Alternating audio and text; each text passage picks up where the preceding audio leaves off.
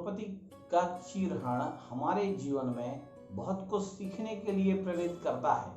वह ऐसी घटना है जिसने मानवता को शर्मसार कर दिया और सबके लिए बहुत कुछ छोड़ गया सीखने के लिए।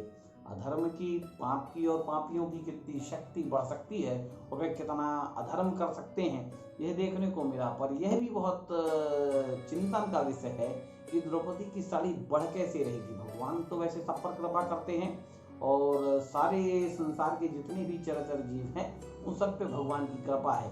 तो द्रौपदी को किस कर्म का फल प्राप्त हो रहा था। कहते हैं भगवान किसी को कुछ देते हैं तो कोहु न काहु सुख दुख करदाता, निज कृत कर्म सुदेहि विधाता। मतलब भगवान जो देते हैं तो किसी कर्म का, अपने स्वयं के किसी कर्म का फल देते हैं।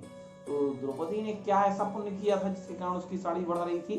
उसने पूर्व जन्म में नदी में एक ब्राह्मण को, जब द्रौपदी अपनी सखियों के साथ नदी में स्नान करने गई तो नदी के दूसरे साइड पे एक ब्राह्मण, वृद्ध ब्राह्मण स्नान कर रहे थे।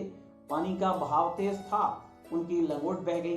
वह ब्राह्मण जल से बाहर भी नहीं निकल सकते थे क्योंकि वे नदी के पास दूसरे सिरे पे कन्याएं स्नान कर रही हैं, स्त्रियां स्नान कर रही हैं और वह जल में खड़े खड़े कांपने लगे। वह मृत्यु को प्राप्त हो जाते, ऐसी अवस्था उनकी हो गई।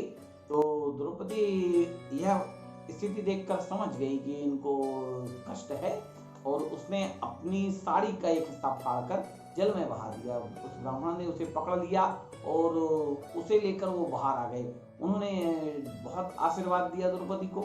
उसी आशीर्वाद का, उसी ब्राह्मण को वह बहुत कष्ट के समय दिए हुए दान का फल था कि उसकी साड़ी उसके जीवन के सबसे कष्टमय समय में उसे अनंत गुना फल के रूप में प्राप्त हुई।